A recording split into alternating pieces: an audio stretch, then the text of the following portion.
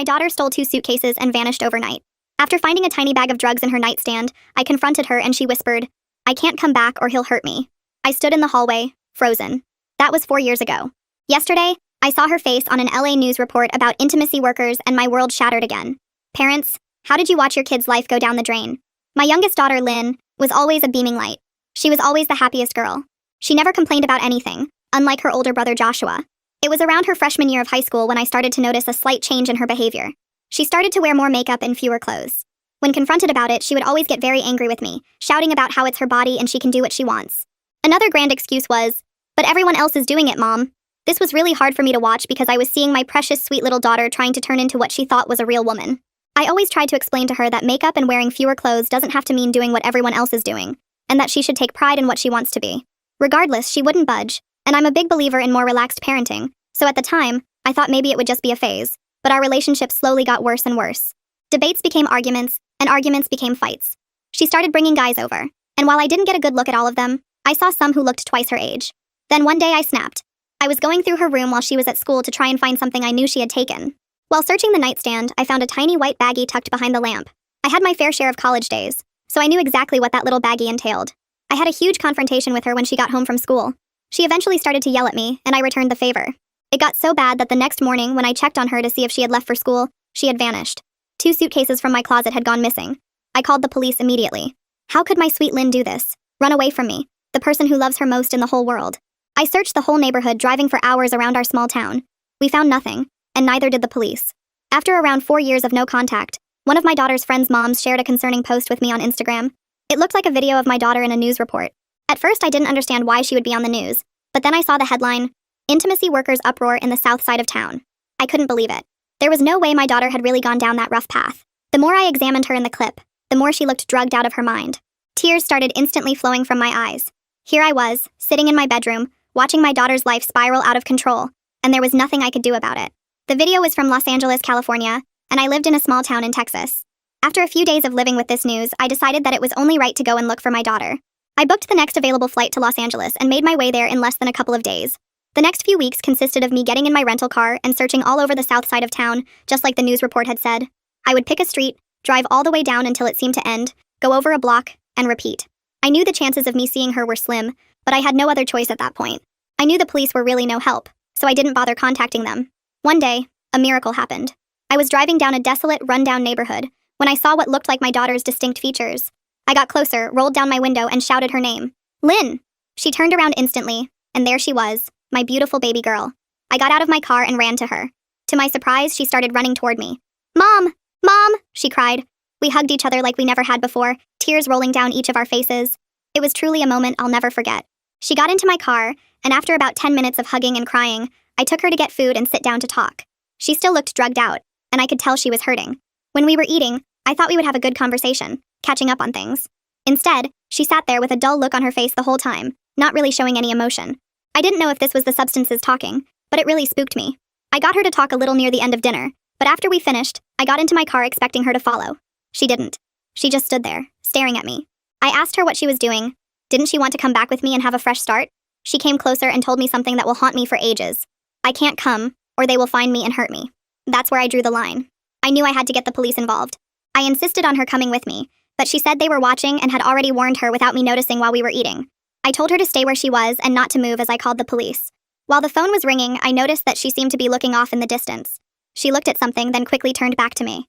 She hugged me one last time and said, "I'm sorry, but I love you, Mom." Then she ran. She ran faster than I ever could. After that moment, I felt like I was drowning in my own sorrow. I now knew my daughter was in trouble, and I couldn't even protect her when she was right there in my possession. I felt like a failure as a mother, a failure as a protector, and a failure as a human. Seeing my own daughter's life spiral out of control has made me fall into my own pit of, I couldn't go back to Texas, not without Lynn. The thought of returning to our home, explaining to Joshua and our extended family that I'd found Lynn only to lose her again, was unbearable. I checked into a cheap motel near where I'd found her and began a new routine.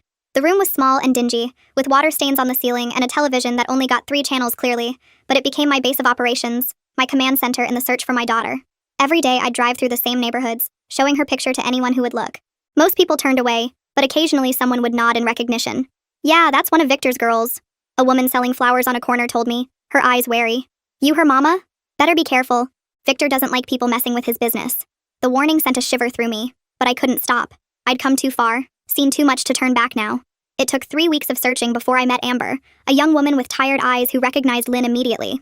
I found her sitting on a bus bench, her posture suggesting she wasn't waiting for transportation, but rather taking a moment's rest. When I showed her Lynn's photo, her expression changed from indifference to recognition. She goes by Stardust now, Amber said, glancing nervously over her shoulder. Victor renamed all his girls. Gives them new identities, makes them forget who they were before. The thought of my daughter answering to a name that wasn't her own, a name chosen by the man who controlled her, made me physically ill. We talked in a laundromat, the rhythmic tumbling of clothes masking our conversation. The fluorescent lights buzzed overhead, casting harsh shadows that emphasized the hollows under Amber's eyes and the track marks on her arms that she didn't bother to hide. Amber had escaped Victor's control 6 months earlier and was still looking over her shoulder. He's got a temper, she explained, absent-mindedly touching a scar on her collarbone. And connections. Police, judges, businessmen, they're all clients or partners. Her matter-of-fact tone made the information all the more chilling, suggesting a network of corruption and exploitation far more extensive than I had imagined. I begged her to help me find Lynn. Amber hesitated, then scribbled an address on a receipt. There's a shelter for girls like us. Ask for Desiree. Tell her Amber sent you. She might know where Lynn is, or at least how to reach her. She pressed the crumpled paper into my hand, her fingers lingering for a moment as if transferring not just information but responsibility. Be careful, she added, gathering her laundry basket. Victor has eyes everywhere. The shelter was in a converted warehouse, its exterior deliberately nondescript. A simple sign reading, Women's Resource Center, hung beside a heavy metal door with a security camera mounted above it. I pressed the intercom button, heart pounding as I waited for a response. Desiree turned out to be a former social worker with sharp eyes and a no-nonsense attitude. She led me through a common area where women of various ages sat talking, reading, or simply staring into space, their expressions ranging from hopeful to defeated. I know Lynn, she confirmed after I explained who I was. She's come here a few times when things got bad, but she always goes back. The substances have a strong hold on her, and so does Victor. Desiree's office was small but organized, with filing cabinets lining one wall and a desk covered in paperwork. Photos of women, smiling, healthy, clearly recovered, decorated a bulletin board behind her chair, silent testimonials to the possibility of change. Desiree agreed to get a message to Lynn, but warned me not to get my hopes up. Girls in her situation, they're afraid to hope for anything better. Victor convinces them they're worthless, that no one else would want them. She explained the psychological tactics pimps use: isolation, degradation, intermittent rewards, threats, painting a picture of manipulation so comprehensive it made my head spin. It's not just the physical control, she said, her voice softening slightly. It's the way they get inside these girls' heads. 2 days later, my phone rang at 3 a.m. I lunged for it, nearly knocking it off the nightstand in my haste. Mom? Lynn's voice was small, tentative. Are you really here in LA? The sound of her voice, so familiar yet changed, brought tears to my eyes. We arranged to meet at a 24-hour diner far from Victor's territory. I arrived an hour early, scanning every face, jumping at every sound. The waitress, noticing my anxiety, kept my coffee cup filled and asked no questions. When Lynn finally walked in, my heart broke all over again. She was thinner than before, with dark circles under her eyes and a nervous twitch in her hands. But she was there. She slid into the booth across from me, her movements cautious as if she might flee at any moment. We sat in a corner booth, both of us too emotional to eat the pancakes I'd ordered. The syrup congealed as we talked, the food growing cold between us. I want to help you, I said, reaching for her hand across the table. Please, Lynn. Let me take you home. Her fingers were ice cold in mine, her nails bitten to the quick. She pulled her hand away, glancing anxiously toward the door. You don't understand. Victor owns me now. The things I've done, the substances I've taken, I'm not that girl from Texas anymore. Her voice cracked on the word Texas, as if the very thought of home was painful. I leaned forward, my voice fierce with maternal determination. You will always be my daughter. Nothing you've done changes that. We can get you help, protection. I outlined a plan: rehab, therapy, a fresh start in a new place where Victor couldn't find her. For a moment, hope flickered in her eyes. Then the bell above the diner door jingled, and Lynn's face drained of color. A tall man with a shaved head and cold eyes had entered, scanning the restaurant until his gaze landed on our table. He wore an expensive leather jacket despite the warm night, his fingers adorned with heavy gold rings that caught the light as he moved. That's Marcus, Lynn whispered, shrinking in her seat. He works for Victor. Handles the girls who try to leave. The word handles hung between us, loaded with implied violence. I reached for my phone, but Lynn grabbed my wrist. Don't. He'll hurt you. Just let me handle this. Before I could stop her, she slid out of the booth and approached Marcus, her body language completely transformed. Shoulders hunched, eyes downcast, submissive. The confident girl who had once captained her middle school debate team now moved like a struck animal, expecting punishment. They spoke briefly, his hand gripping her arm with obvious force. I could see his fingers digging into her skin, leaving white marks that would surely bruise. Then Lynn returned to our table, her movements jerky with fear. I have to go, she said, not meeting my eyes. Victor knows I'm here. If I don't go back now, he'll... She swallowed hard, unable to finish the sentence. Just go home, Mom. Please. Forget about me. The defeat in her voice was almost as painful as the words themselves. I stood up, desperate.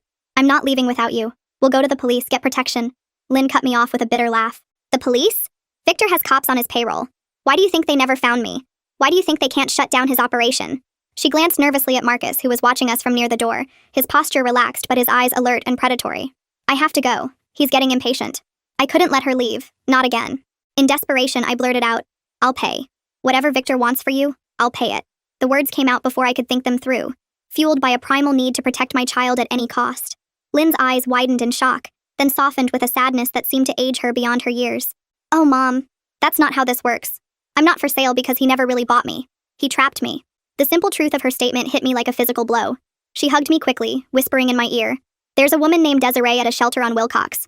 If I can get away, that's where I'll go. Wait 3 days, then check there. Her breath was warm against my cheek, her words rushed and urgent. Then she was gone, walking out with Marcus, her shoulders slumped in defeat. I wanted to run after her, to scream, to fight, but I knew that would only put her in more danger. Instead, I did as she asked. For 3 agonizing days, I waited, jumping every time my phone rang, barely sleeping. On the 4th day, I returned to the shelter, my heart in my throat. Desiree met me at the door, her expression giving nothing away. She's here, she said simply, leading me to a small room in the back. And there was Lynn, curled up on a narrow bed, shivering despite the blankets piled on top of her. Her face was bruised, one eye swollen nearly shut, but she was alive. Withdrawal, Desiree explained quietly. She showed up last night, pretty struck up. Said she managed to slip away when Victor was distracted with a new girl. The thought of another young woman taking Lynn's place in that nightmare made me sick, but I pushed the feeling aside to focus on my daughter. I rushed to Lynn's side, gathering her trembling body in my arms. She felt so fragile, like a bird with hollow bones. Mom, she murmured, her voice hoarse. You stayed.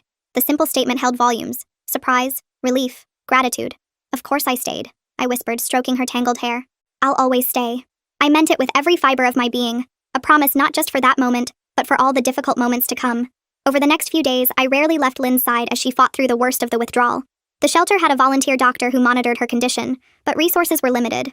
Lynn alternated between chills and sweats, her body purging the toxins that had held her captive as surely as Victor had. She cried out in her sleep, sometimes begging unseen tormentors for mercy, other times apologizing for failures I couldn't imagine. I held her through it all, wiping her forehead with cool cloths, helping her sip water when she could keep it down, whispering reassurances when nightmares gripped her. Victor will be looking for her, Desiree warned me on the 3rd day. This place is safe, but not forever. You need to think about your next steps. We sat in the shelter's small kitchen, sharing coffee while Lynn slept under the watchful eye of a volunteer. He doesn't let his investments go easily, especially not ones as profitable as Lynn.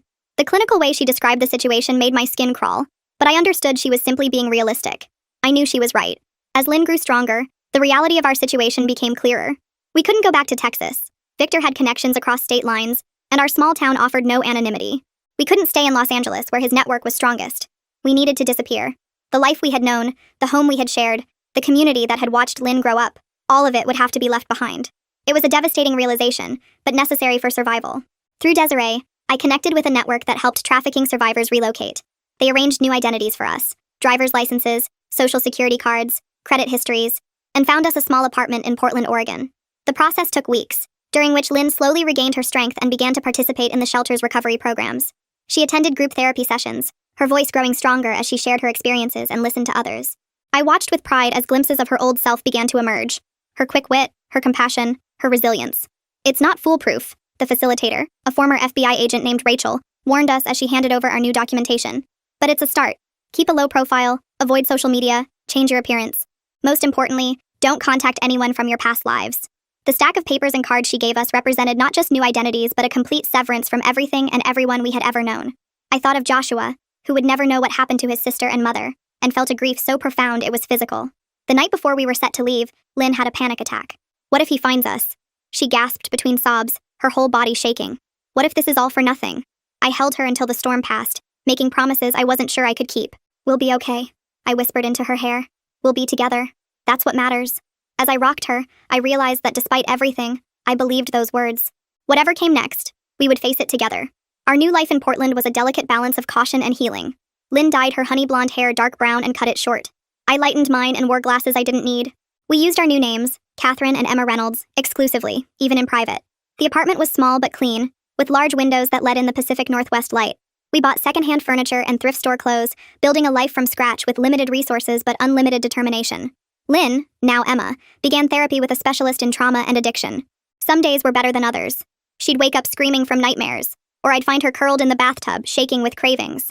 But slowly, incrementally, she began to heal. The hollow-eyed girl from Los Angeles gave way to a young woman who could smile again, who could make plans for a future she now believed she might have. 6 months after our arrival, she enrolled in community college courses. A year in, she started volunteering at a women's shelter. "It helps," she told me one evening as we walked home from the bus stop, rain misting around us. "Helping others makes me feel like maybe there's a purpose to everything I went through." The wisdom in her words struck me. This daughter of mine had endured horrors I could barely comprehend. Yet here she was, transforming her pain into purpose. For 2 years, we lived in careful anonymity. I worked as a bookkeeper for a local restaurant. Lynn completed her associate's degree and began applying to 4-year colleges. We made a few cautious friendships but kept mostly to ourselves. Our apartment became a sanctuary, filled with books, plants, and the simple comforts we had once taken for granted. We celebrated holidays quietly, creating new traditions to replace the ones we'd left behind. We were building something precious. A life after trauma, a future beyond fear. Then came the letter. It arrived on a Tuesday, addressed to Catherine Reynolds. No return address. The sight of it in our mailbox sent a chill through me. No one should have known that name, that address. Inside was a single sheet of paper with 5 words. "Victor knows where you are." The handwriting was neat and precise, the message all the more terrifying for its simplicity. The fragile security we'd built crumbled instantly. I called Lynn at school, my voice steady despite my racing heart. "Come home now. Pack only what you can carry." We were on a bus to Seattle within hours, leaving behind everything we couldn't fit in our backpacks. From Seattle, we took a train to Chicago, then a series of buses to small towns in the Midwest, zigzagging our way east until we finally settled in a rural community in Vermont. We used cash only, worked under the table, and changed our names again, becoming Sarah and Jessica Mitchell. The constant movement was exhausting, the perpetual vigilance draining, but the alternative was unthinkable. The pattern repeated itself 18 months later. Another anonymous letter, another frantic escape, another new beginning. Each time, the warning came just as we were starting to feel secure. Each time, we left with less and traveled farther. After the 3rd letter, this one finding us in a coastal town in Maine, Lynn broke down. "This is never going to end, is it?" She sobbed, huddled in the bathroom of yet another motel room. "He's always going to find us. We're going to spend our whole lives running."